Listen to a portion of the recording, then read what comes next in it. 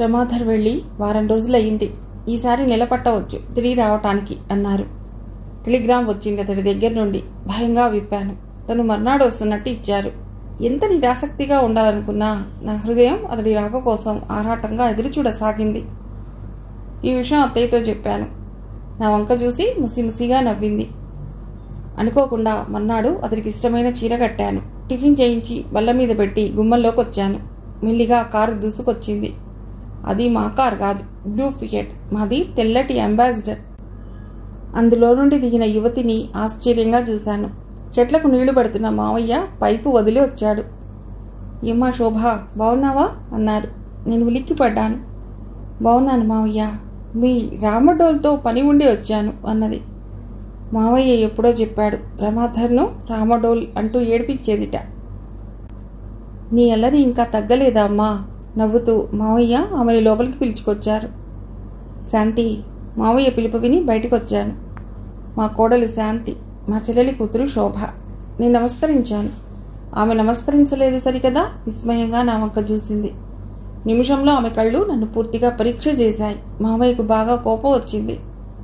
శోభ, ఆ అమ్మాయి నమస్కరించింది. మెల్లిగా హెచ్చరించారు. ఆమె తేరుకున్నట్లుగా కంగారుగా నమస్కరించింది. శోభను రమాధర్ అభిమానించటంలో, ఆరాధించటంలో ఆశ్చర్యం లేదు. శోభది ప్రత్యేకంగా ఎన్నదగిన అందం. ఆడదాన్ని నేనే ముగ్ధురాలనయ్యాను. రండి, పైకి తీసుకెళ్లాను. అత్తయ్య వచ్చి బంధువుల క్షేమ సమాచారాలు అడిగి వెళ్ళింది. ఎప్పుడొస్తాడు బావా? ఈరోజు వస్తారు అన్నాను. ఈ న్యూసెన్స్ని ఎలా భరిస్తున్నావు? అత్తయ్య ఒడిన వైపు చూపింది. నాకేమనాలో తెలియదు. మనిషికి ఉన్న అందం మనస్సుకు లేదు. అదృష్టం. శోభ కారు అత్తయ్య చూడలేదు. నెమ్మదిగా మెట్లు దిగుతున్నాను. శాంతి, రాము వచ్చాడులా ఉంది. 2 మెట్లు ఒకేసారి దిగొచ్చాను. అతడి వెనక పనివాడు ప్యాకెట్ తెచ్చి కుర్చీలో పెడుతున్నాడు. నెల రోజులని ఈరోజే వచ్చారే? నీకోసం. శాంతి, వెళ్లేటప్పుడే విధిలేక వెళ్ళాను అన్నారు. నా వెనకాలే దిగిన శోభను చూసి నేనేం మాట్లాడలేదు. అతడు మామూలుగా శోభను పలకరించి బట్టలు మార్చుకోవడానికి వెళ్ళిపోయారు. ఇద్దరికీ కాఫీ తెచ్చాను. నీకేది శాంతి? నేను ఇందాకే మామగారికిచ్చి తాగాను. మరోసారి నాతో తాగు అన్నారు. ఏ దేవతలు కరుణించారు? అతడు మనసు విప్పి మాట్లాడుతున్నాడు. వెళ్ళి కాఫీ తెచ్చుకోగానే తను ఒత్తిగిల్లి పక్కనే చోటు చూపారు. ఇదేమిటి, ఎదురుగా శోభ ఉందని లేకుండా? అతడు బాధపడతాడేమోనని వెళ్ళి కూర్చున్నాను. కాఫీ తాగుతుండగా అతడు శోభను కుశల ప్రశ్నలు అడిగారు. చూడు బావా, ఓ చిన్న పని ఉండి వచ్చాను. చెప్పు, నా వల్ల అయ్యే పని అయితే చెప్తాను. అయ్యే పనేలే, తొందరేం, నెమ్మదిగా చెప్తాను అన్నది నా ముందు చెప్పటానికి ఇష్టం లేనట్లు. రాము, నేను ఒకసారి ఆసుపత్రికి వెళ్ళొస్తాను. లేచాను. 5 నిమిషాలు ఆలస్యంగా విడదు గాని నీకోసం ఏం తెచ్చానో చూడు అన్నారు. అతడు తెచ్చిన ప్యాకెట్లు విప్పాను. నాకు, అత్తయ్యకు చీరలు, మావయ్యకు స్వెటరు ఉన్నాయి. మీరేం తెచ్చుకోలేదా? యథాలాపంగా అడిగాను. నాకు కావలసినవి నువ్విస్తావని. అతడి వంక చురుగ్గా చూశాను. అతడు ఎప్పుడలా మాట్లాడు. అతడు లేచి కీ తీసుకున్నాడు. పద, నేను వదిలేస్తాను. పర్వాలేదు, ఎంత దూరం? వారించాను. కానీ అతడితో 2 నిమిషాలు ఏకాంతంగా మాట్లాడింది బ్రతకలేనేమోననిపించింది. రానియవే, రోజు నడిచి వెళుతున్నావుగా అంది అత్తయ్య. ఇద్దరం పక్కింటి గ్యారేజ్ వరకు నడిచాం.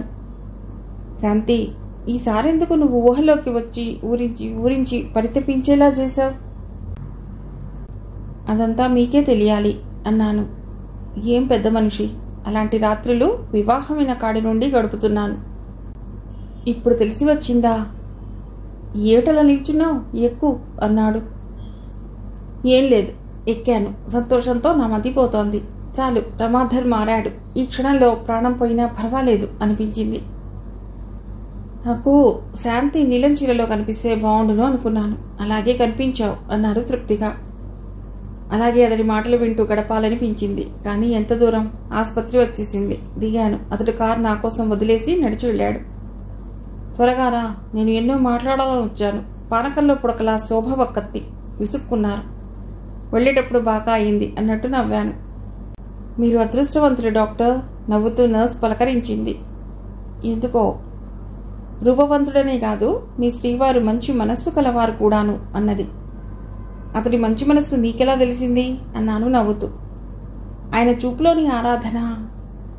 నర్స్, ఇది ఆసుపత్రి, మనం కవిత్వం చెప్పుకోకూడదు అన్నాను. హుషారుగా అందరినీ చూసి ప్రిస్క్రిప్షన్ రాసిచ్చాను. ఎక్కువ మంది పేషెంట్లు లేరు. వచ్చి నా గదిలో కూర్చున్నాను. మీరు వెళ్ళండి డాక్టర్, ఇంకెవరైనా వస్తే నేను చూస్తాను. నర్స్ నా మనసులోని మాటలు చెప్పింది. నెమ్మదిగా కుని రాగం తీస్తూ ఇంటికొచ్చాను. కారు పార్క్ చేసి మా ఆవరణలో అడుగుపెట్టాను. ఇంటి ముందున్న లాన్లో కూర్చుని శోభ వారు కబుర్లు చెప్పుకుంటున్నారు. వరండాలో లైటు వెలుగుతోంది. అమ్మకు మందిచ్చారా? నిద్రపోతోంది అన్నారు. వాళ్ళ పక్కనే కూర్చున్నాను. వాళ్ళు ఏదో గంభీర విషయం చర్చించారని తెలుస్తూనే ఉంది. ఆ తర్వాత అందరం ఇంట్లోకి వెళ్ళాం. నాకు అలవాటు ఉంది ఆసుపత్రి నుండి రాగానే స్నానం చేయటం. స్నానం చేసి వడ్డించాను. మీ ఆవిడ చాలా తక్కువ మాట్లాడుతుంది బావా. నా వంక ఓసారి చూసి నవ్వాడు. ఆ రాత్రి రాము తన నిర్లక్ష్యానికి క్షమాపణ కోరాడు. అతడి ఇల్లు కాపాడటానికి వచ్చిన దేవతనన్నాడు. చాలా తీపి తీపి మాటలతో నన్ను మురిపించేశాడు. నా జీవితం ధన్యమైంది. ఇంతకంటే ఏం కావాలి? రాము అంటే మొదటి నుండి నాకు ఆరాధనే. అతడు నన్ను ప్రేమించి ఆరాధించాడంటే నాకంటే అదృష్టవంతురాలు ఎవరున్నారు? శాంతి, నీతో కాశ్మీర్ చూడాలనుంది.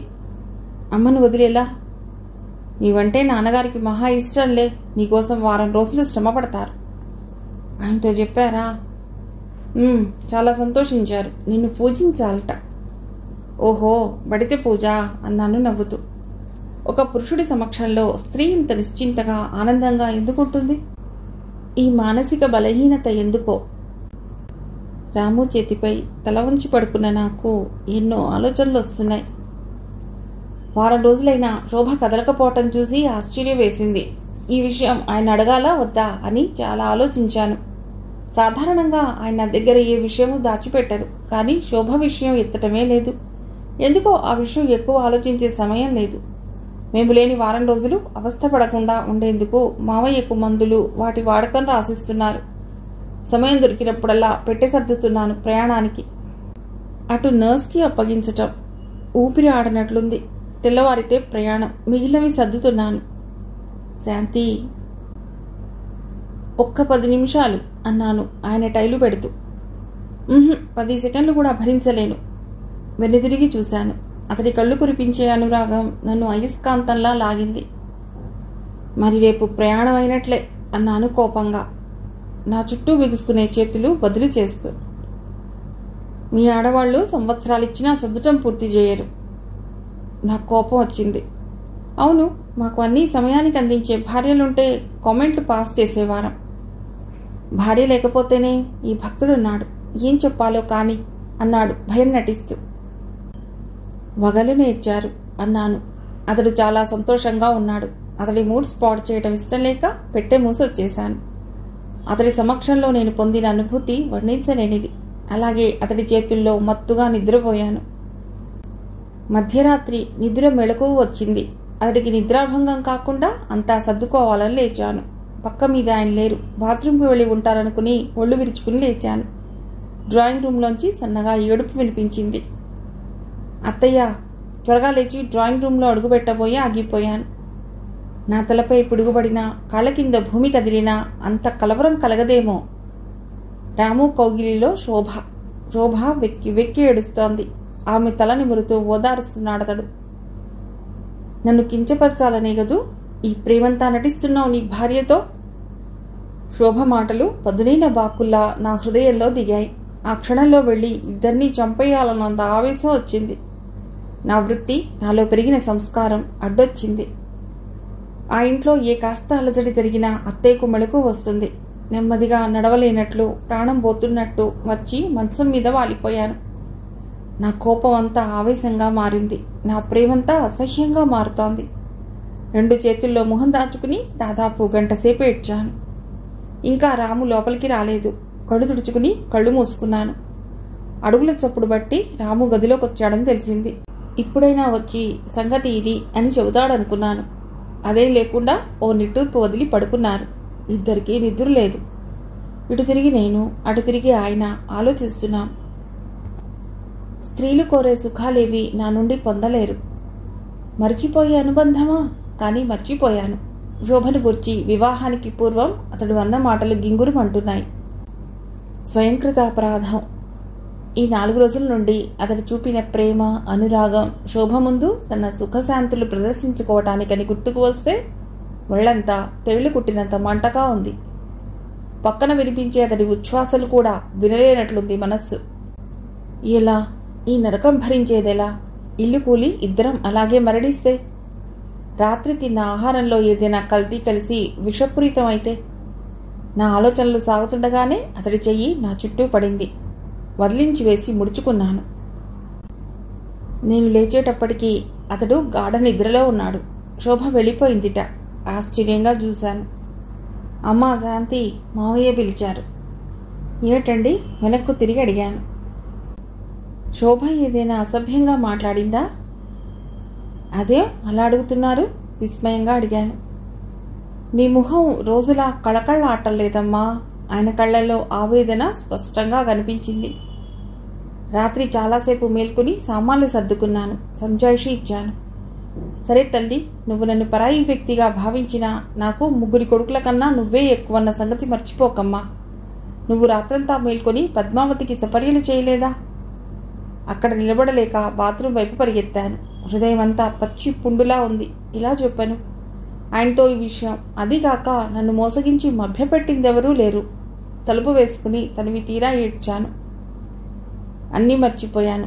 నీవే నా జీవన జ్యోతివని రమాధర్ నాకు ప్రమాణాలు చేయలేదు. పైగా హెచ్చరించాడు కూడాను. తనతో ఏం ఆశించవద్దన్నాడు. శోభ రాక వల్ల తనతో సంసార సుఖం ఊహించలేకపోయాను. తర్వాత కళ్లల్లో నీళ్లు రాకుండా చేయటానికి చాలా ప్రయత్నం కావాల్సి వచ్చింది. కాఫీ కలుపుతుండగా రమాధర్ వచ్చి చిన్నగా నవ్వుతూ గ్రీట్ చేశాడు. అతడి మొహం వాడిపోయింది. కాఫీ ఇచ్చి పోబోయాను. అతడు పిలిచాడు. ఎన్నింటికి బయలుదేరదాం? మీ ఇష్టం అన్నాను. భోజనాలు చేసి 10ంటికి బయలుదేరా. జాగ్రత్త శాంతి. అత్తయ్య బుగ్గలు పుడికింది. మామయ్య 1000 రూపాయలు ఇచ్చాడు. సంతోషంగా తిరిగిరా అమ్మా. రాము జాగ్రత్త. వారి లోపలికి వెళ్ళాక కార్ తీశారు. ఎక్కి కూర్చున్నాం. ఆయన ఏదైనా ఆలోచిస్తున్నారేమో. మాట్లాడలేదు. కారు హైదరాబాద్ సమీపిస్తుండగా మొదట నేను తేరుకున్నాను. ఇక్కడ ఒక్క 10 నిమిషాలు ఆపండి. అదే ఆపుతూ అడిగారు.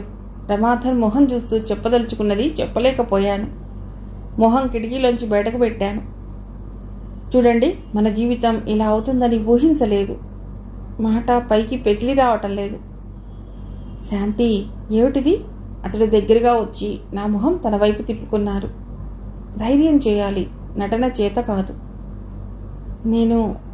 నేను చూడాలని రాలేదు. ఏడుపు వినిపిస్తే హాల్లోకి వచ్చాను రాత్రి. శాంతి, ఆయన నన్ను వదిలేశారు.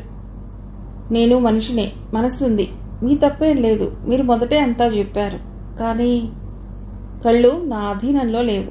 కింది పెదవి పంటితో బిగబట్టి కన్నీరు ఆపాలని చూసిన నా ప్రయత్నం వృధా అయింది.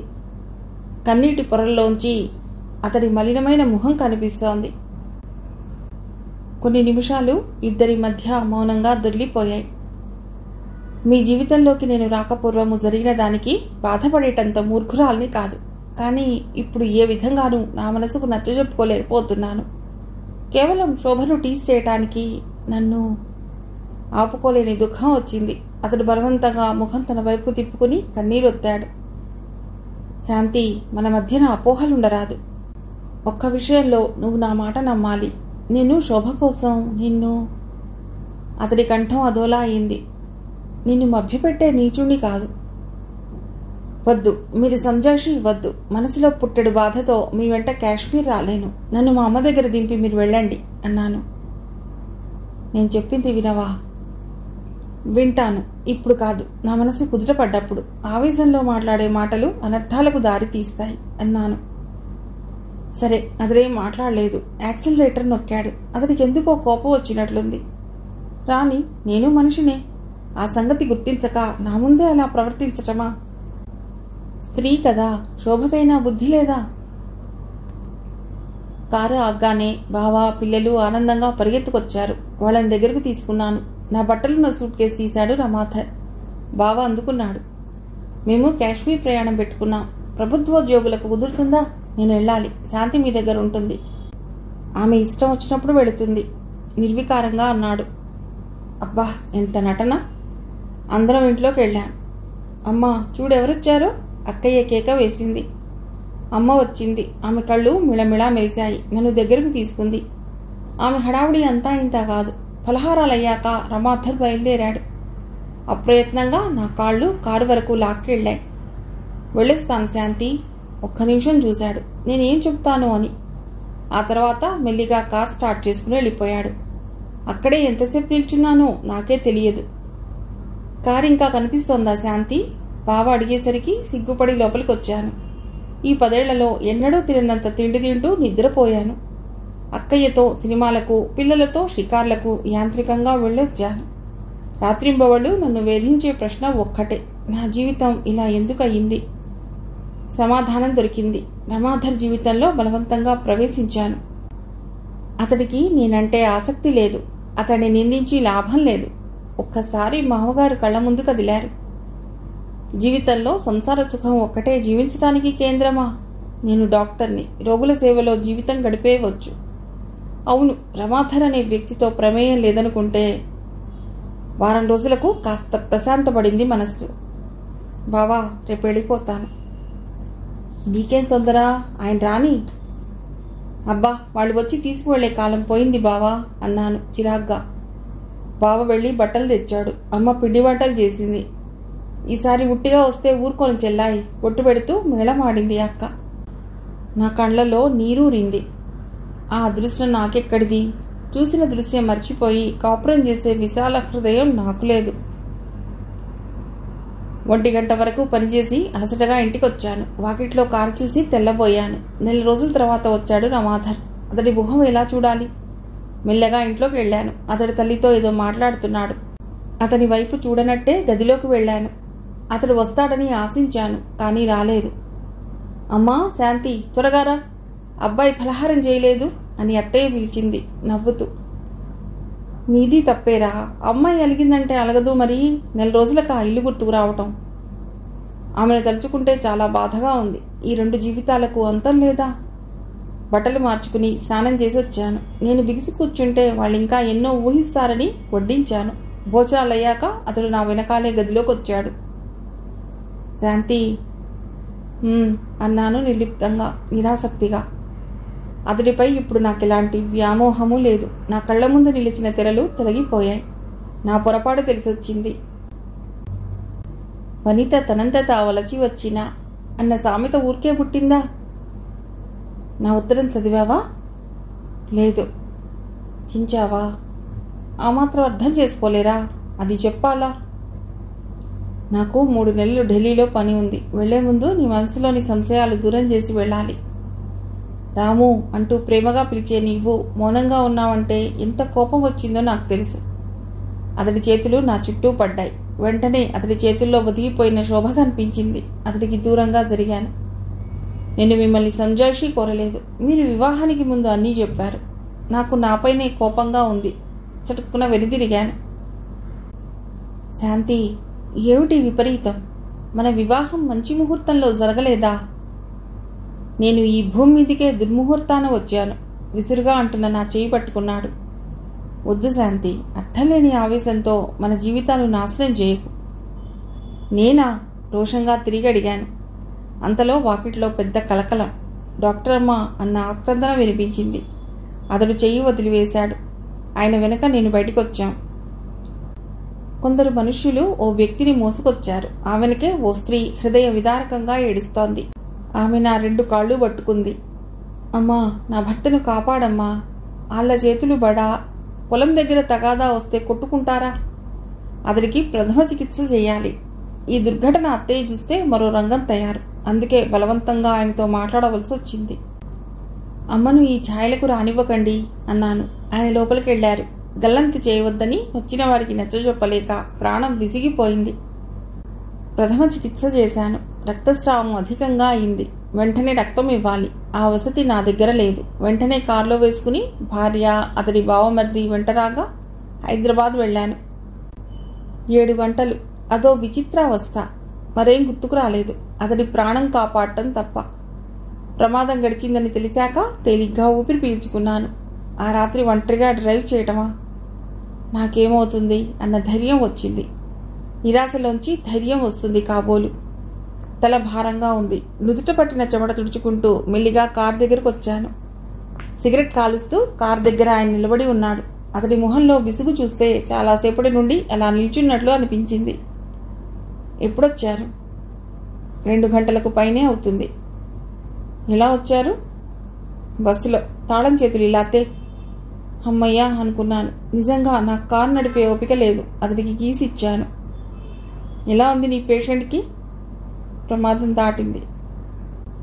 అతడు కార్ స్టార్ట్ చేయడం గుర్తుంది. మళ్ళీ మెళుకు వచ్చేసరికి గాలిలో తేలినట్లుగా ఉంది. ఇంత గాఢ నిద్రపోయానేమిటి? కళ్ళు విప్పేసరికి నా మంచంలో ఉన్నాను. ఇదేమిటి, నేను ఇక్కడికి ఇలా వచ్చాను? కళ్ళు బలవంతంగా విప్పడిగాను. నేను తెచ్చాను. చాలా అలసిపోయావు శాంతి. పక్క బల్లపై పెట్టిన పాలిచ్చారు. కాదనలేక తాగి లేచాను. పడుకో, వారించబోయారు. బట్టలు మార్చుకుంటాను. బట్టలు మార్చుకుని వచ్చి ఒకవైపు ఒరిగి పడుకున్నాను. అతడు నిట్టూర్చడం వినిపించింది.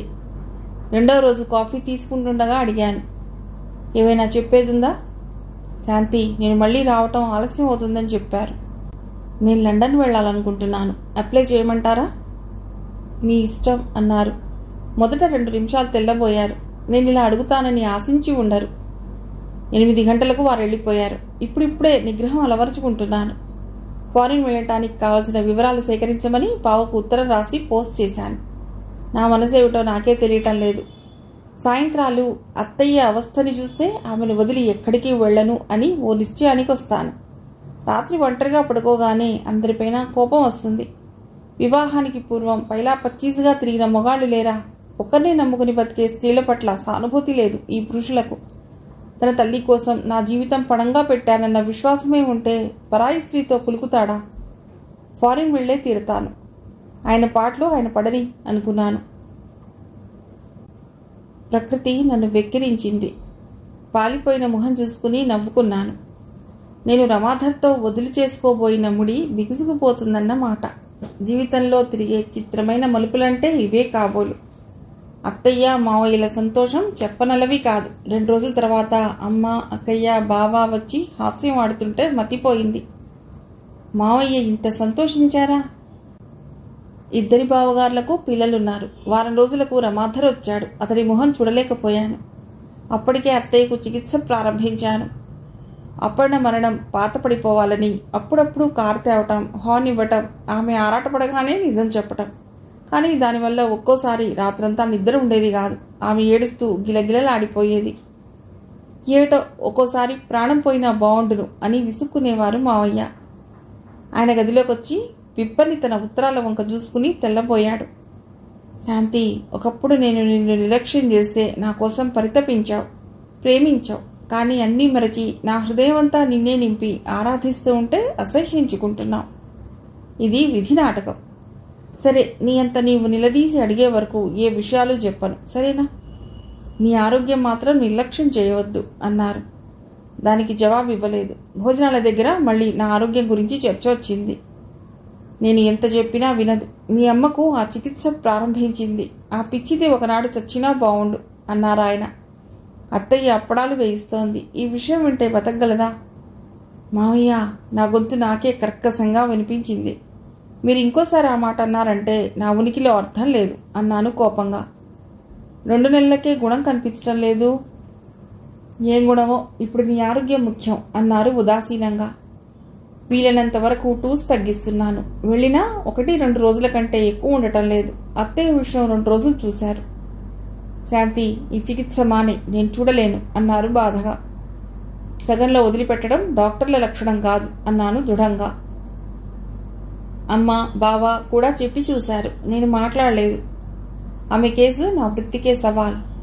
1-2 సార్లు సైకియాట్రిస్టు పిలిపించాను. అతను కూడా బాగవుతుందని ఆశగా చెప్పారు. సీమంతం అది ఇదని గొడవ చేస్తామంటే వారించి అమ్మ వాళ్ళు తెచ్చిన కొత్త బట్టలు కట్టుకుని తెలిసిన వారికి భోజనాలు పెట్టించాం. అమ్మ వాళ్ళంతా వెళ్ళిపోయారు. మర్నాడు ఉదయమే అందరం ఓ కాఫీ తాగుతుండగా అత్తయ్య ఓ చిన్న దంతపు పెట్టెతో వచ్చింది. అమ్మాయి శాంతి. ఏ అత్తయ్య? నా వంక దీక్షగా చూసింది 2 నిమిషాలు. తండ్రి కొడుకులు కూడా కుతూహలంగా చూశారు. నీకు చచ్చిన వారి వస్తువుల పట్ల, ముహూర్తాల పట్ల నమ్మకం ఉందా తల్లి? అదేమిటలా అడుగుతున్నారు? అప్పుకు బాగుంటుందని ముత్యాల సెట్ చేయించాను తల్లి. దానికి పెట్టుకునే అదృష్టం లేదు. ఆమె కళ్ళు పొడుకుపోయాయి. నువ్వు పెట్టుకుంటే చూద్దామని. అలాగే అత్తయ్య, నాకు అలాంటి నమ్మకాలేం లేవు అన్నాను. మర్నాడే ఆదివారం. మధ్యాహ్నం ఆసుపత్రికి వెళ్లేది ఉండదు. అత్తయ్య చేత జడ వేయించుకుని మల్లెలు తురుముకున్నాను. ఆమె ఎన్నిక చేసి పెట్టిన తెల్లచీర కట్టుకుని ముత్యాల నగలు పెట్టుకున్నాను. బలహీనంగా ఉన్నా ఏదో నిండుగా ఉన్నాననిపించింది. ఆమె మెటికలు విరిచి నుదురు ముద్దు పెట్టుకుంది. అబ్బాయిని లేపు, మనం వెంకటేశ్వర స్వామి ఆలయానికి వెళ్ళాలి అన్నది. ఈ అలంకారంతో అతని ఎదుట పడ్డమా? చదువుకున్నావు గాని పొత్తిగా భయస్థురాలువే అమ్మాయి. నవ్వుతూ వెళ్లి కొడుకును లేపుకుని వచ్చింది. అతని మొహంలో మార్పులు గమనించకూడదని మొహం వేరే దిక్కు పెట్టి కూర్చున్నాను. నువ్వెందుకమ్మా, నీ కోడలి చేత ఎన్ని దండాలు పెట్టించమంటావో చెప్పు అంటున్నాడు ఆయన. బావుందిరా, నాకు మొక్కు తీర్చుకోవాలనుంది. శోభ నీ జీవితం చిన్నాభిన్నం చేసినప్పటి నుండి అనుకుంటూనే ఉన్నాను. ఆ తర్వాత ఆమె మాట్లాడేది వినదలుచుకోలేదు. లేచి పెరట్లోకి వెళ్ళాను. ఆ పేరు వింటేనే చేదు మింగినట్లు ఉంటుంది. అమ్మా శాంతి, మావయ్య నన్ను వెతుక్కుంటూ వచ్చారు పెరట్లోకి. చప్పున కనుకొలకుల్లో నిలిచిన నీటిని తుడుచుకున్నాను. ఆయన కంటపడిందా ఇహ ఆరాలు మొదలవుతాయి. ఆయన ఏమో చెప్పబోయారు. మాటలు రానట్లు నా తల నిమిరారు. ఆయన వెనకాల లోపలికి వచ్చి ఆశ్చర్యపోయాను. పూలు పళ్ళు బుట్టలో పెట్టుకుని సిద్ధంగా ఉంది అత్తయ్య. రమాధర్ కారింటి ముందు పెట్టి చెక్ చేసుకుంటున్నాడు. అతడు కావాలనే కొట్టాడేమో. హార్న్ వినిపించింది. పదమ్మా, అబ్బాయికంతా తొందర అంటుందామె. నా కళ్ళు సంతోషంతో సజిలమయ్యాయి. నౌకర్కు జాగ్రత్తలు చెప్పి హైదరాబాద్ వెళ్ళాము. పూజ అయ్యాక ప్రసాదం తీసుకుని బయటకు వచ్చాం. అత్తయ్య, అమ్మని చూసిపోదామా అన్నాను. అలాగేనమ్మా అన్నది. రమాధర్ మారు మాట్లాడలేక కార్ తెచ్చాడు. అమ్మ ఆనందము హడావుడి అంతా ఇంతా కాదు. వియ్యంకుడు వియ్యపురాలు ఎప్పుడూ రాలేదు. సంగతంతా విని అక్కయ్య గదిలోకి పిలిచింది.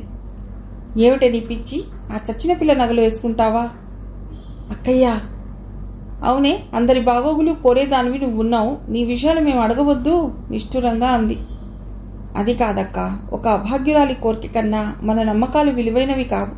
నన్ను భయపెట్టకు ప్లీజ్. ఆవిడ పరిస్థితి మారితే నాదే గెలుపు అన్నాను. మొండిదానవు, నా మాటలు ఎప్పుడు విన్నావని విసుక్కుంది. భోజనాలయ్యాక అందరం తిరిగి వచ్చా. కారు మొదటిసారిగా మా ఇంటి ముందు పెట్టాం. రమాధర్ విరగబూసిన గులాబీలు తెంచాడు కొమ్మ నుండి. చిన్నపిల్లవాడివనుకోనా? తెలిసిన వాడివిరా. రాత్రిపూట చెట్ల మీద చెయ్యి వేస్తారా? అత్తయ్య అరుపులు వినిపించాయి. అబ్బా, ఈ స్థితి ఇంకా 2 నెలలు కాబోలు. అలసటగా ఉంది. వచ్చి బట్టలైనా మార్చక ఈ మంచంపై కూర్చున్నాను. నాకు ఈరోజు ఆనందంగా ఉంది. నేను అనుకున్నది సాధించాను. నా కాళ్ల దగ్గర చల్లగా తగిలింది. ఉలిక్కి పడి చూశాను. ఇందాక త్రుంచిన రోజా పూలు నా పాదాలపై పెట్టాడు రమాధర్.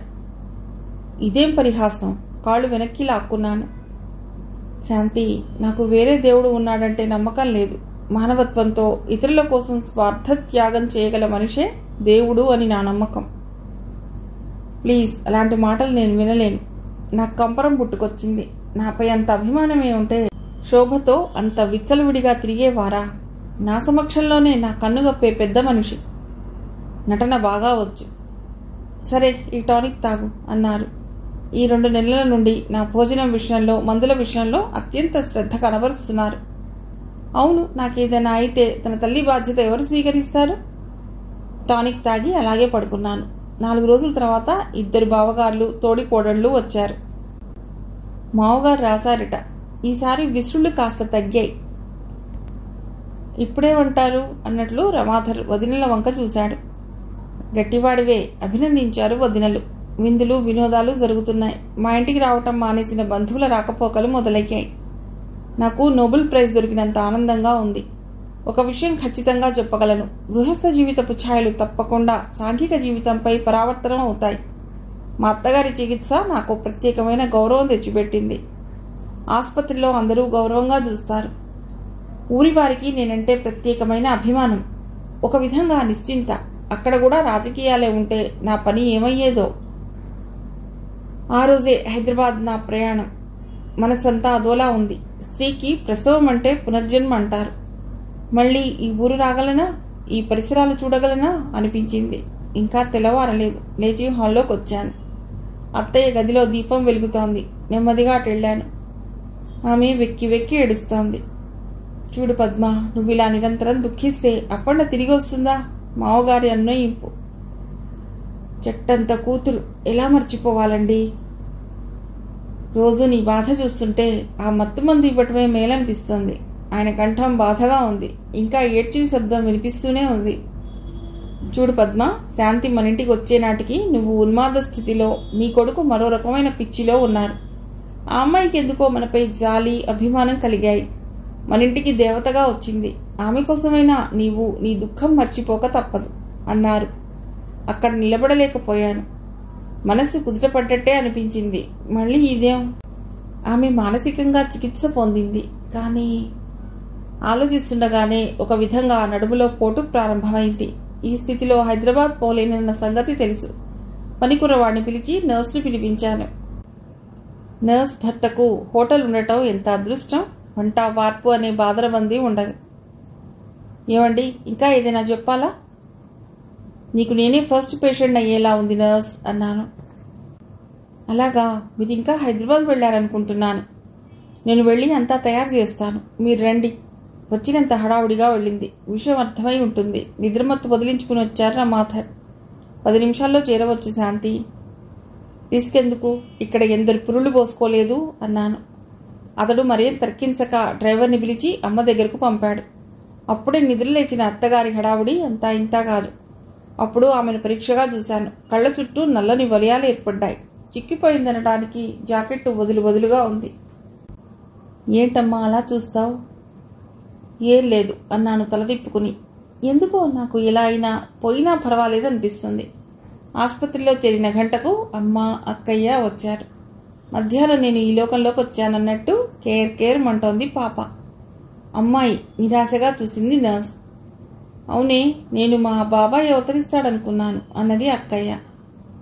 అత్తయ్య చుట్టుపట్ల లేకపోవడం చూసి ఆశ్చర్యపోయాను. గదిలోకి తెచ్చి పడుకోబెట్టాక రమాధర్, మావయ్య వచ్చారు. రమాధర్ కళ్ళు మెరుస్తున్నాయి. అత్తయ్యేది? పిలవమంటావా? వద్దు, ఆమె ఏకాంతం కోరుకుంటోంది అన్నాను నీరసంగా. 3వ రోజు ఇంటికొచ్చినా ఆమె ఎదురు రాలేదు. అమ్మే అన్నీ అమర్చింది. పిచ్చి మొహానివి, నువ్వంతలా పూసుకు తిరుగుతావు. వచ్చి పసిదాన్ని చూసే కళ్ళు లేవు. నిష్ఠూరం ఆడింది అమ్మ. అమ్మా, ఆ తల్లి హృదయం అర్థం చేసుకోలేవా? ఆమె హృదయంలో పెద్ద తుఫాను రేగిందమ్మా. తన కూతురే మళ్లీ పుట్టిందని ఆమె భావన. మళ్లీ ఆ అమ్మాయిని తను ప్రేమగా చూస్తే ఏమనర్థమో అన్న భయం అన్నాను. మీ అత్త అదృష్టవంతురాలే అన్నది అమ్మ కినుకుగా. కాఫీ తెచ్చి నాకిచ్చింది. కానీ ఊయలకేసి చూడనైనా చూడలేదు. నాకు నవ్వు, జాలి ఉక్కుమ్మడిగా వచ్చాయి. నాకు ఆశాకిరణం తలుక్కుమంది. నా ప్రణాళికకు దోహదం చేయటానికన్నట్లు బావ చిన్న యాక్సిడెంట్ చేసుకున్నాడు. అమ్మ, అక్కయ్య వెళ్ళిపోవటానికి తయారవుతున్నారు. ఏమో, నీ వెతకతనం వల్లే వాళ్ళంతా ఇలా తయారయ్యారు. మీ ఆయన మేం పరాయి వారమా అంటున్నాడు. నువ్వు ఒప్పించి బయలుదేరు. ఆవిడ నీ మొహం చూసేలా లేదు. పసిపిల్లతో అవస్థపడే కర్మ నీకేం? అమ్మ విసుక్కుంది. తన కూతురు చచ్చిపోతే ఇక ఈ బారసాలలు జరగవా? పండుగలు, ఆడంబరాలు వద్దు అంటుందే అక్క విసుక్కుంది. అక్కయ్య, అమ్మ, మొదట బావగారి ఆరోగ్యం ముఖ్యం. ఆయనకు తగ్గిపోయాక నేనొచ్చి ఉంటాను. ఎన్నో విధాలుగా నచ్చజెప్పి వారిని పంపేశాను. అమ్మ 10 సార్లు జాగ్రత్త అంటూ వెళ్ళిపోయింది. ఆ మధ్యాహ్నం అలా పడుకున్నానో లేదో పాప ఏడుపు మొదలెట్టింది. చటుక్కున లేవబోయి ఆగిపోయాను. 1-2 నిమిషాలు గడుస్తున్నాయి. నా హృదయం తరుక్కుపోతోంది. ఓపిగ్గా చూస్తున్నాను. 5 నిమిషాలయ్యింది. నా అంచనా తప్పు కాలేదు. అత్తయ్య గదిలోకి రాగానే చటుక్కున కళ్ళు మూసుకున్నాను. ఆవిడ పాపను ఎత్తుకున్నట్లుంది. ఏడుపు ఉధృతం తగ్గింది. నా తల్లి, చిన్న ముండను ఏడిపించారా? అయ్యో శాంతి. అత్తయ్య కంఠం తీక్షణంగా ఉంది. పిలిచారా? అప్పుడే లేచినట్లు నటించాను. ఆ పిల్లదాని నోరెండిపోతోంది. ఏమిటా ముద్దు నిద్ర? నా ఒడిలో పాపను వేసింది. కునుకు పట్టేసింది అన్నాను. ఆమె వెళ్ళిపోయింది. పాపకు పాలు పట్టి పడుకోబెట్టి నెమ్మదిగా బయటికి వచ్చాను. తులసి కోట దగ్గర కూర్చుని ఆవేదనగా గుండె రాసుకుంటోంది. దూరం నుండి రమాధర్ వస్తున్నాడు. అమ్మా, అతడు నెమ్మదిగా పిలిచాడు. వచ్చావా రాము? వెంటనే ఓ ఆయానో నర్స్నో ఏర్పాటు చేయి. శాంత డాక్టర్ అయితే కావచ్చు, కానీ మంచిగా పిల్లను పెంచలేదు. అదేమిటమ్మా? అతను ఆశ్చర్యంగా చూశాడు. తల్లికి పిల్లల ఏడుపు గాఢ నిద్రలో కూడా వినిపించాలి. పిల్లది గుక్కపట్టి ఏడుస్తుంటే నిద్రపోతారా ఎక్కడైనా? కొత్త కదమ్మా, నేను చెప్పేది చెప్పాను, ఆ తర్వాత నీ ఇష్టం. అంత నిష్ఠురం దేనికమ్మా, ఈరోజే మాట్లాడదాం అన్నారు. నేను వెనక్కి తిరిగి వచ్చాను. బల్ల మీదున్న వార్తాపత్రిక తీసుకుని కూర్చున్నాను. శాంతి. చాలా నెలల తర్వాత అతడు చనువుగా నా మంచంపై కూర్చున్నాడు. ఏమిటన్నట్లు చూశాను. నువ్వు ఎన్నాళ్ళు సెలవు పెట్టాలనుకుంటున్నావు? ఎందుకు? మరి నీ సెలవు అయిపోయేలోగా చిట్టి తల్లికో ఆయాను చూడొద్దు. నాకు నవ్వొచ్చింది. ఏమీ అనలేదు. అంతేనా, లేక నాకు పిల్లలను పెంచడం రాదా? అదేం మాట. అతడు ఉలిక్కిపడ్డాడు. సూటిగా చూడలేక లేచి వెళ్ళిపోయాడు. పాప నేను డబుల్ కాట్పై పడుకున్నాం. చిన్న మంచం వేసుకుని రమాధర్ పడుకున్నాడు. మధ్యలో పాపలేస్తే మీరేం కలుగ చేసుకోవద్దు. ఎందుకు? నాది తుది ప్రయత్నం. అత్తయ్య మృత్యుముఖం నుండి బయటపడ్డది. కానీ ఇంకా ఆమెకు అపర్ణధ్యాస పోలేదు. అది పోవాలంటే పాపను ఆమెకే వదిలివేయాలి అన్నాను. నీకేం మతిపోయిందా? మొన్నటి వరకు పిచ్చిలో ఉన్న అమ్మ చేతిలో పాపను పెడతావా? తప్పదు. ఆమె శారీరకంగానే కాదు మానసికంగా బతకాలి అన్నాను దృఢంగా. శాంతి, ఇంతవరకు నీవేం అడిగినా కాదనలేదు. చివరకు నాకిష్టం లేకపోయినా నీ కోరికపై పెళ్లి కూడా చేసుకున్నాను. థ్యాంక్స్ అన్నాను వెటకారంగా. నీ థ్యాంక్స్ నాకేం అక్కర్లేదు. నువ్వు ఈ 9 నెలల నుండి నా పట్ల నిరసన చూపుతున్నా బాధపడలేదు. నేను చెప్పేది నువ్వు వినదలుచుకోక క్షోభ పెట్టినా భరించాను. ఆయన లేచారు. పాపను అపురూపంగా ఎత్తుకున్నారు. కానీ శాంతి, నా పాపను నీ ప్రయోగాలకు ఉపయోగించనివ్వను అన్నారు కఠినంగా. అదే మాట ఇంకో రీతిగా చెప్తే వినేదాన్నేమో. నాకు పట్టుదల హెచ్చింది. ఈ అభియోగాలు నాపై మోపే కంటే ముందు స్త్రీ హృదయం ఏమిటో అర్థం చేసుకోలేదు. మృదు హృదయాన్ని బండగా మార్చారు. నాకు పట్టుదలగానే ఉంది. పాపపై నాకే అధికారము లేదా? ఉన్నది, కాదని ఎవ్వరూ అనలేరు. కానీ అమ్మకు మాత్రం అప్పగించకు అన్నారు మళ్లీ పడుకోబెడుతూ. వాదం తీవ్రమైంది. ఇద్దరికీ పట్టుదలగానే ఉంది. ఆఖరు అస్త్రం ఉపయోగించాను. నేను ఇంట్లోకి ప్రవేశించిందే ఆమె కోసం. ఆమె కోసం ఏమైనా చేస్తాను. కూతురు కోసం ఆమె నిరీక్షించింది. ఆమెలోని మార్పు కోసం నేను నిరీక్షించాను. అదృష్టం, పాప ఈ ఇంట పుట్టింది. పాప ద్వారానే ఆమె పూర్తిగా కోలుకుంటుంది. ఆమె మరణించినా భరిస్తాను గాని పాప. మధ్యలోనే తుంచేశాను అతడి మాటలను. సరే, నా ట్రీట్మెంట్కు ఆటంకం కలిగితే మరణించడానికైనా సిద్ధమే. ఛీ, నీది తల్లి హృదయమా? మరణిస్తావో, నీ పేషెంట్ను బ్రతికించిన గౌరవంతో ఊరేగుతావో నీ ఇష్టం. కోపంగా వెళ్ళి మంచంపై వాలిపోయాడు. నేనేం తర్కించలేదు. చిన్న పాప మొహం చూస్తూ కూర్చున్నాను. నిమిషాలు గంటల్లోకి మారాయి. పాప ఏడుస్తోంది. గుక్క పట్టింది. తలుపు వేసి ఉంది. మెల్లిగా తీసిపెట్టొచ్చాను. ఇంకోవైపు తిరిగి పడుకున్నాను. నా ఊహ సరియైనదే. అత్తయ్య వచ్చింది. ఇద్దరిని విసుక్కుంటూ పాపను తీసుకెళ్ళింది. మావయ్యను లేపటం, పాపను అతడికిచ్చి ఫ్లాస్క్లోని నీటితో తను పాలు కలిపి పట్టడం అంతా అర్థం అవుతోంది. బెడ్లైట్ కాంతిలో రమాధర్ కళ్ళు అగ్నిగోళాల్లా మెరుస్తున్నాయి. నిర్లక్ష్యంగా మొహం తిప్పుకున్నాను. ఆ రాత్రంతా పాప అత్తయ్య దగ్గరే ఉంది. ఉదయం లేస్తూనే రమాధర్ నా దగ్గరికి వచ్చాడు. నాకు సర్కారు జిల్లాలకు ట్రాన్స్ఫర్ అయితే వద్దన్నాను. కానీ ఇప్పుడు వెళ్ళటమే ఉత్తమం అనిపిస్తోంది. నీ ఆశయ సిద్ధి కోసం ఏవైనా చేసుకో. డ్రాయర్లో పాస్బుక్ ఉంది. నెల నెలా నీ అకౌంట్కు డబ్బు పంపిస్తున్నాను. ఇక పొలాలు అవి అమ్మాలంటే ఆథరైజేషన్ కూడా పెట్టాను అన్నాడు. అప్పటికే సూట్ కేసులో బట్టలు సర్దుకున్నాడు. రాము, ఇక వద్దు. నువ్వు కర్తవ్య నిర్వహణ కోసం ప్రాణాలైనా ధారపోసే డాక్టర్వి. నేను మామూలు మనిషిని. ఒకప్పుడు అమ్మ కోసం ప్రేమనే త్యాగం చేశాను. ఈనాడు అన్నీ వదులుకుంటున్నాను. Wish you all the best అనేసి వెళ్ళిపోయారు. నేను తేరుకునే లోపలే కారు వెళ్ళిపోయింది. ఆ సాయంత్రమే అమ్మ వచ్చింది. రమాధర్ అక్కడికి వెళ్లారట. నన్ను నానా మాటలు అన్నది. నా నిర్ణయం సడలలేదు. కొన్నిసార్లు అవతలి వారి ప్రమేయంతో మన నిర్ణయాలు దృఢపడతాయి. నా విషయంలో అంతే అయింది. ఫలితం అందరికీ దూరం అయ్యాను. చూస్తుండగానే సంవత్సరం గడిచిపోయింది. నాకు లండన్లో సీట్ వచ్చింది. కానీ కొడుకే రావటం లేదు. నేను వారికి దూరం అయితే ఎలా? కానీ విధి విపరీతం ఎలా ఉంటుందో ఆలోచిస్తే మతిపోతుంది. అత్తయ్య సంపూర్ణ ఆరోగ్యవంతురాలు. ఇప్పుడు ఆమెకు పాపే లోకం. నన్ను పూర్తిగా అపార్థం చేసుకుంది. నాకు పిల్లలంటే, భర్త అంటే ఇష్టం అన్నట్లు. అందుకే కొడుకు రాడని అనుకుంది. కొన్నిసార్లు ప్రత్యక్షంగా పరోక్షంగా అనే మాటలు నా హృదయాన్ని తూట్లు పొడిచేవి. ఓ రోజు రమాధర్ ఉత్తరం వచ్చింది. ఏం రాశాడో తెలియదు. మావయ్య నా దగ్గరకు వచ్చారు. చూడమ్మా శాంతి, మన ఊరు వెళ్ళి ఉండాలనుకుంటున్నా. రైతులు పొలాలు కాజేసేలా ఉన్నారు. నువ్వు అక్కడికి ట్రాన్స్ఫర్ చేయించుకుంటావా? రమాధర్తో వెళ్ళిపోతావా? ఆయన మాటలకు అత్తయ్య నిరసనగా జవాబిచ్చింది. చదువుకున్న వారికి మొగుడు సంసారం ఎందుకు? పద్మ మందలింపుగా చూశాడు మావయ్య. శాంతి, మీ అత్తకు తన హోదా చూపుకోవాలన్న తాపత్రయం ఎక్కువైందిలే. నీ వివాహం అయినప్పుడు రాము ఈ ఊళ్ళోనే ఉన్నాడు.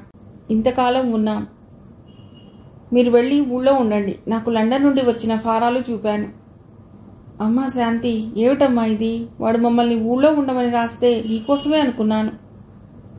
మీరు పెద్దలు, అనుభవజ్ఞులు, నా మాట అర్థం చేసుకుంటారనుకుంటున్నాను. మీతో పరిచయం కలిగినప్పుడు ఇంకా చిన్నదాన్ని. అత్తయ్య మీద జాలే అనుకోండి, లేదా రమాధర్పై ఆకర్షణే అనుకోండి. బలవంతంగా వారి జీవితంలో ప్రవేశించాను. ఆయన ముందే చెప్పారు తాను భర్తగా నన్నేం సుఖపెట్టలేనని. ఎందుకో ఆయన్ను మార్చగలనన్న నమ్మకం కలిగింది.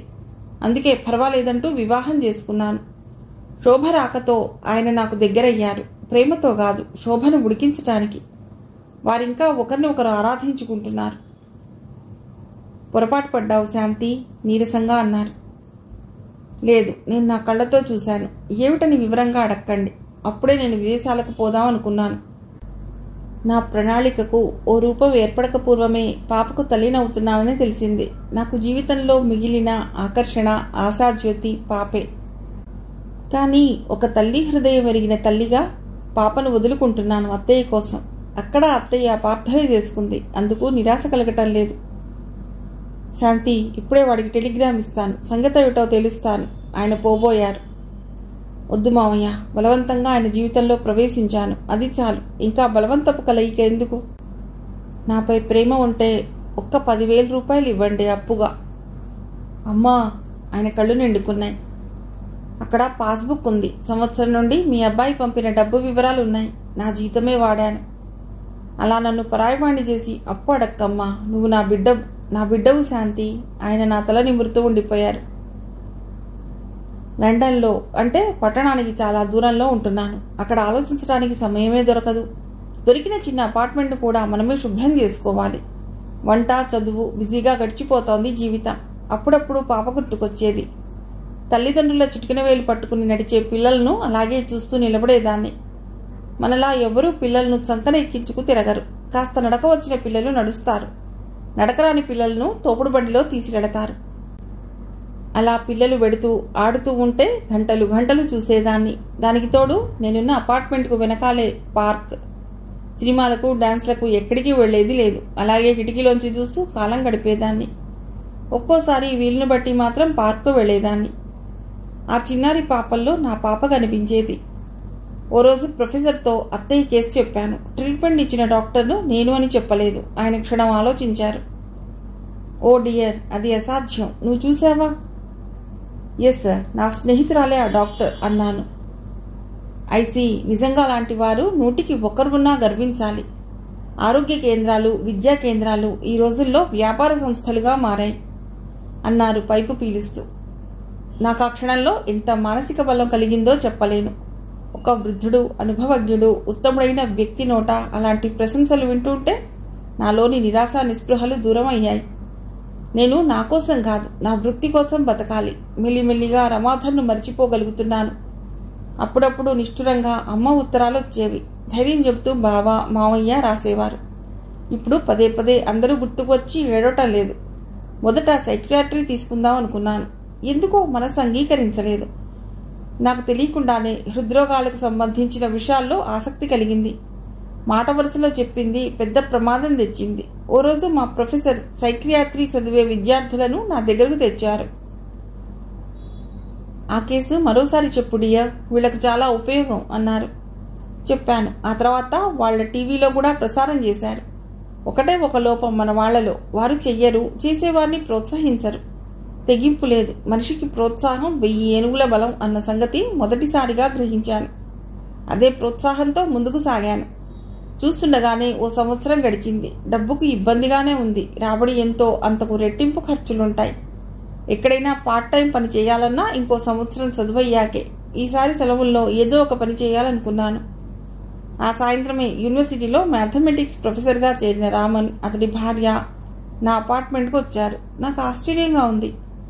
ఈ సంవత్సరంలో ఎన్నోసార్లు ఆయన కలిశాడు. చిరునవ్వుతో పలకరించడం తప్ప పెద్దగా సంభాషణ జరగలేదు. ఈనాడు ఎందుకు వచ్చారో అర్థం కాలేదు. చిరునవ్వుతో ఆదరించి కాఫీ ఇచ్చాను. అనుకోకుండా టాపిక్ స్కాలర్షిప్ల మీదికి తిరిగింది. ఆ తర్వాత నాకు తెలియకుండానే నా కష్ట సుఖాలు బయటకు వచ్చాయి. నువ్వేం దిగులు పడకమ్మాయి, భారతదేశంలో నా పిల్లలు చదువుతున్నారు, అక్కడ అప్పు తీర్చు, ఇక్కడ నా దగ్గర తీసుకుని చదువు అన్నారు. చాలా థ్యాంక్స్ అండి అన్నాను. పర్వాలేదమ్మా, ఊరికే ఇవ్వటం లేదుగా. ఆయన తనింటికి ఆహ్వానించి వెళ్ళిపోయాడు. నాకు పెళ్లిలో బావ చేయించిన నగలున్నాయి, వాటిని ఎప్పుడూ వాడలేదు. బంగారం ధర కూడా పెరిగిందిట. అవి అమ్మి రామన్ గారి అప్పు తీరుస్తాను. ఆ విషయం తలుచుకుంటే చాలా నిశ్చింతగా ఉంది. అప్పుడప్పుడు పాప ఫోటోలు పంపుతారు మావయ్య, వాటిని చూసి తృప్తి పట్టాన్ని నేర్చుకున్నాను. ఆ పాత జ్ఞాపకాలతో భారతదేశంలో బతకగలనా అనిపించింది. చదువై మంచి ఉద్యోగం దొరికితే లండన్లోనే సెటిల్ అవ్వాలని నిశ్చయించుకున్నాను. నాకు నిశ్చింత అనిపించింది. రామన్ దంపతులు అంత ఆత్మీయులు, స్నేహపాత్రులవుతారని ఎప్పుడూ అనుకోలేదు. నా భోజనం చాలా మట్టుకు వాళ్ళ దగ్గరే అవుతుంది. అతన్ని బాబాయ్ అంటూ, అతని భార్యను పిన్ని అంటూ పిలిచేదాన్ని. పెద్ద పిల్లలు మద్రాసులో చదువుతున్నారట. చిన్నపిల్లలు ఇద్దరూ ఇక్కడే ఉన్నారు. అక్క అంటూ ఎంతో ప్రేమగా చూసుకునేవారు. పొంగల్కు నాకు స్వెటర్ బహూకరించారు. సంవత్సరాదికి లేత నీలం రంగు బిన్నీ సిల్క్ చీర ఇచ్చారు. భారతదేశం నుండి తెప్పించారట. ఆ చీర చూసినప్పుడు ఒక్క క్షణం రమాధర్ గుర్తుకొచ్చాడు. అతడికి ఇష్టమైన రంగు లేత నీలం. గాఢంగా నిట్టూర్చడం తప్ప ఏమీ చేయలేదు. నువ్వు మా నుండి ఏదైనా తీసుకోవాల్సి వచ్చినప్పుడు నిన్ను నీవే మర్చిపోతావు. తిరిగి ఏం ఇవ్వలేనని ఆలోచన? మిసెస్ రామన్ అడిగింది. తల వంచాను. అలాంటివేం పెట్టుకోకు. మా తమిళీలు చాలా ప్రాక్టికల్ మనుషులు. రేపు అంతకు రెట్టింపు వస్తువులు నీ దగ్గర గుంజుతాం అన్నది నవ్వుతూ. మరేం మాట్లాడలేదు. భారతదేశం వదిలి దాదాపు 3 సంవత్సరాలు కావస్తోంది. చదువు పూర్తయింది. ఉద్యోగంలో చేరే కంటే ముందు ఒకసారి వెళ్ళి అమ్మను చూసి రావాలి. కానీ డబ్బు రామన్ గారినే అడగాలి. వారం రోజుల క్రితం పాప ఫోటోలు పంపారు. బుద్దుగా ముద్దుగా ఉంది. పరికిణీ కట్టారు. 5 ఏళ్ల అమ్మాయిలా ఉంది. ఇంకో ఫోటోలో తండ్రి చేతుల మీదుగా ఎగరవేసి పట్టుకున్నాడు. ఇద్దరి మొహాలు ఒకచోటున్నాయి. అతడు పైకి చూస్తున్నాడు, పాప కిందికి చూస్తోంది. ఇద్దరూ నవ్వుతున్నారు. అలాంటి సన్నివేశాల్లో పాల్గొనే అదృష్టం నాకేది? విద్యాధికుడు.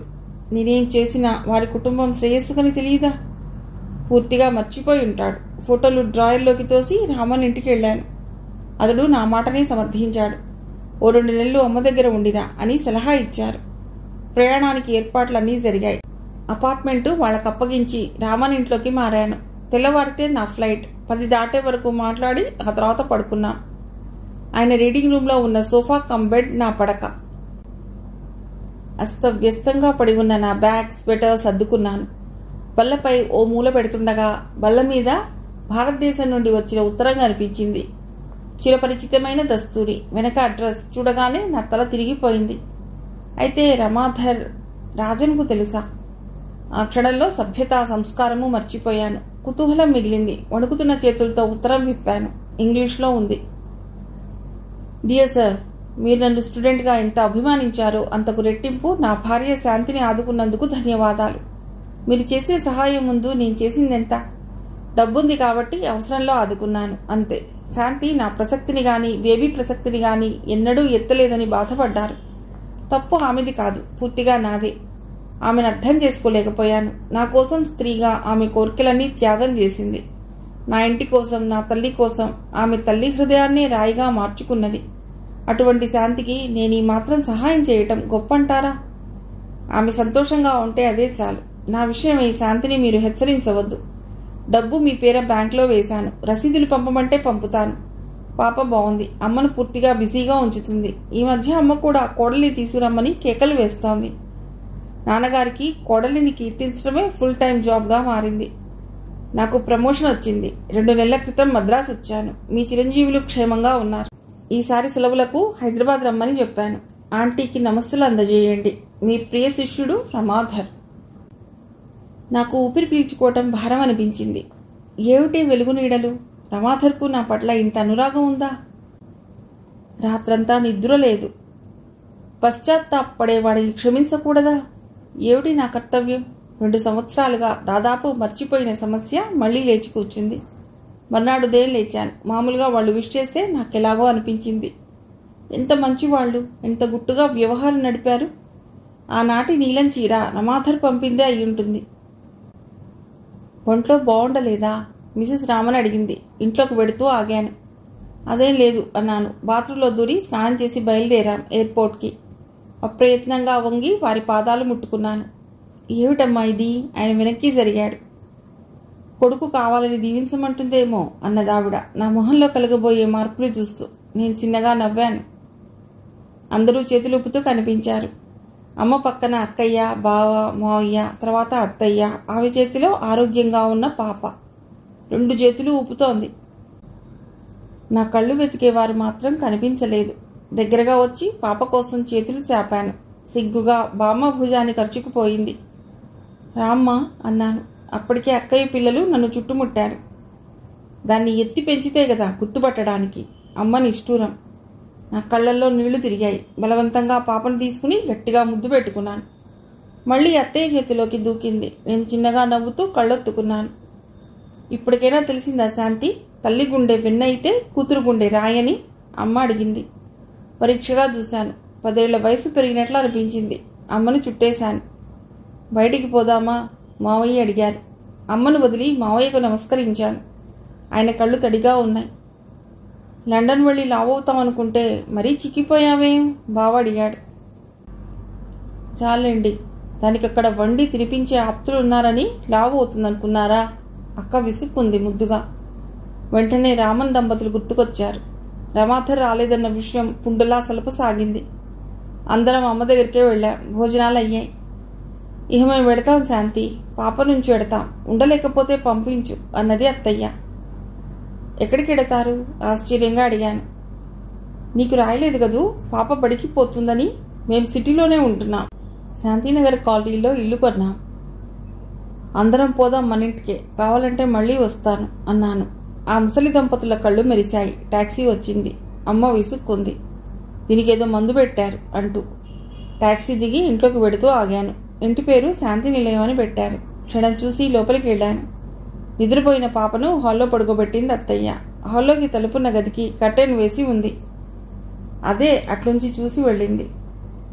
నెమ్మదిగా కర్టెన్ తొలగించి లోపలికి అడుగుపెట్టాను. రమాధర్ రంగే మారిపోయింది.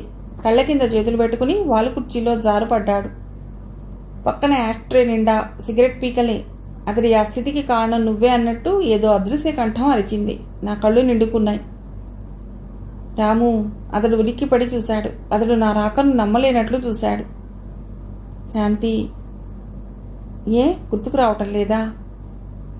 శాంతి, అతడు చాచిన చేతుల్లో వాలిపోయాను. ఎందుకో దుఃఖం ఉధృతంగా వచ్చింది. ఏమిటిది శాంతి? అతడు నా తల నిమురుతూ ఉండిపోయాడు. 3 సంవత్సరాల నుండి గుండెల్లో గూడు కట్టిన బరువంతా తేలికయ్యే వరకు ఏడ్చాను. అతడి దగ్గరే నా సుఖశాంతులు వదిలానని మొదటిసారి తెలిసింది. అలాగే ఎంతసేపు ఉన్నామో తెలియదు. అతడి కళ్ళ నుండి కూడా 2 నీటి బిందువులు రాలాయి. అమ్మాయి, రాము ఇంకా భోజనం చేయలేదమ్మా, అత్తయ్య బయట నుండి పిలిచింది. నాకు హృదయం అంతా గట్టిగా పిండినట్లు అయింది. మేము హాయిగా భోంచేశాం. మెల్లిగా తల ఎత్తి పమిటతో అతడి కళ్ళ తడి ఒత్తాను. లే రాము. వద్దు శాంతి. అతడి చేతులు నా చుట్టూ మరింత బిగుసుకున్నాయి. మళ్ళీ నేను ఇలా చూస్తాననుకోలేదు శాంతి. నన్ను ఇంకా సిగ్గుపడేలా చేయకండి అన్నాను కన్నీటితో. నువ్వు కాదు, మేము సిగ్గుపడాలి. కన్నీరు ఒత్తి నన్ను వదిలి లేచారు. అతడికి వడ్డిస్తుంటే అత్తయ్య, మావయ్య నిశ్చింతగా హాల్లో కబుర్లు చెప్పుకుంటూ కూర్చున్నారు. అతడు భోజనం చేస్తుండగా అత్తయ్యకు, మావయ్యకు కాఫీ చేసి ఇచ్చాను. అమ్మాయి, అలా బయటికి వెళ్ళి పూజకు కావాల్సిన సామాన్లు తెస్తాము. పాపలేస్తే 2 బిస్కెట్లు, పాలు ఇవ్వు. సంచులు తీసుకుని పదరా. పనికుర్రవాడితో వెళ్ళిపోయారు. మాకు ఏకాంతం కలిగించాలని అలా చేశారని తెలిసింది. అతడు చేయి తుడుచుకుని సిగరెట్ వెలిగించాడు. అది లాగి బయటకు విసిరేశాను. ఏమిటి మరీ హద్దు పద్దు లేకుండా? భారతదేశంలో కనిపించిన మొదటి పేషెంట్ నేనేనా? నవ్వుతూ అడిగారు. ఆ నవ్వులో నిండుతనం, నిశ్చింత కనిపించింది. శాంతి, నన్ను క్షమించు. నిన్ను పాప విషయంలో అపార్థం చేసుకున్నాను. శోభ విషయం, అవన్నీ జరగటం మన మంచికేలేండి. లేకపోతే అత్తయ్యకు చికిత్స ఇంత దిట్టంగా అయ్యేది కాదు అన్నాను. వెనుకగా వచ్చి పలుచబడిన అతడి జుట్టు నిమురుతూ. థ్యాంక్స్ అన్నాను. ఎందుకు? తలెత్తి నా వైపు చూశారు. నా చదువు సక్రమంగా సాగడానికి సహాయం చేసినందుకు అన్నాను. అతడు తెల్లబోయాడు. రామన్ గారేమైనా చెప్పారా? లేదు, ఉత్తరం చదివిన ఉదంతం చెప్పాను. కాసేపు ఇద్దరి మధ్య నిశ్శబ్దం రాజ్యమేలింది. నా నిరీక్షణ సమాప్తి అయింది శాంతి. నీ ముభావం చూసి నీ చల్లని చూపు కోసం జీవితాంతం నిరీక్షించాలనుకున్నాను. నీ వ్యక్తిత్వానికి ముచ్చటపడకుండా ఉండలేను. పుట్టింటి వారి మాటల వల్ల అత్తింటి వారిని అనవసరంగా ఆడిపోసుకునే స్త్రీలను ఎరుగుదును. ఎవరు ఎన్ని చెప్పినా నీ లక్ష్యం సాధించావు. అబ్బా, ఇంత పెద్ద డైలాగో! పక్కున నవ్వాను. వెళ్ళి అతడి పక్కన చోటు చేసుకుని కూర్చున్నాను. యువతని పక్కగా ఉన్న పాపను వంగి ముద్దు పెట్టుకున్నాను. మరి నేనే పాపం చేశాను అన్నారు గంభీరత మరచి చిలిపిగా. చెప్పాలా? చెప్పమనేగా. శోభతో మీ చనువుకు సంజాయిషి కావాలి అన్నాను గంభీరంగా. శాంతి నా చేయి తీసుకుని తన హృదయంపై పెట్టుకున్నారు. మన ఇంటికి వచ్చినప్పుడు శోభ చాలా కష్టాల్లో ఉంది. భర్తను ఉద్యోగంలోంచి తీసివేశారు. అందరూ ఆమెను దురదృష్టవంతురాలని నిందించారు. అదే చెప్పి నా సాయం కోరింది. చేస్తానని మాట ఇచ్చాను. ఆ రాత్రి మన ఆశలు అడుగువేసిన రాత్రి. నువ్వు నిద్రపోయావు. నీకు సహాయం చేద్దాం, పెట్టె సర్ది అని లేచాను. హాల్లోంచి వెక్కిళ్ల చప్పుడు వచ్చింది. ఏమిటా అని చూశాను. శోభ ఏడుస్తోంది. నన్ను చూడగానే వచ్చి పెనవేసుకుపోయింది. ఉన్మాదిలా వాగడం మొదలెట్టింది. ఆమెకు నచ్చజెప్పి వచ్చేసరికి నువ్వు వచ్చినట్లున్నావు. అబ్బా, ఆ దృశ్యం ఇప్పటికీ మరవలేను అన్నాను మొహం తిప్పుకుంటూ. నాకు ఒక్కటే అర్థం కాదు. ప్రతి విషయం ఇంత విశాల హృదయంతో అర్థం చేసుకునే నీవు నా విషయంలో చాలా పొరపాటు. అతడి నోరు మూశాను చేత్తో. రాము, నువ్వు స్త్రీవైతే తెలిసేది అన్నాను. ఓ, అర్థమైంది. స్త్రీ ఎంత విజ్ఞానవంతురాలైనా అసూయ.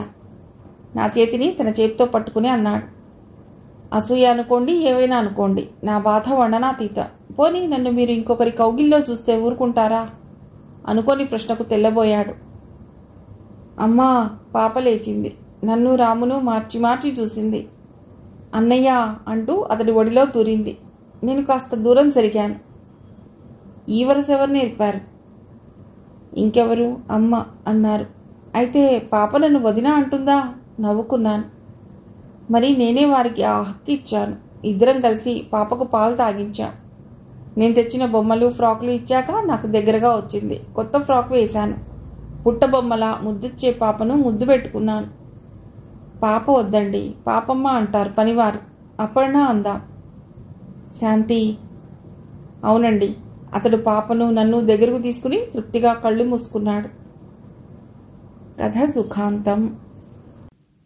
మాదిరెడ్డి సులోచన గారి రచన నిరీక్షణ నవలని వినిపించమని మన శ్రోతల్లో ఒకరైన ఉషామాధురి గోదావర్తి గారు అడిగారు. ఉషామాధురి గారు, నిరీక్షణ ఆడియో నవల ద్వారా మిమ్మల్ని అలరించానని ఆశిస్తున్నాను. మీ రాధిక.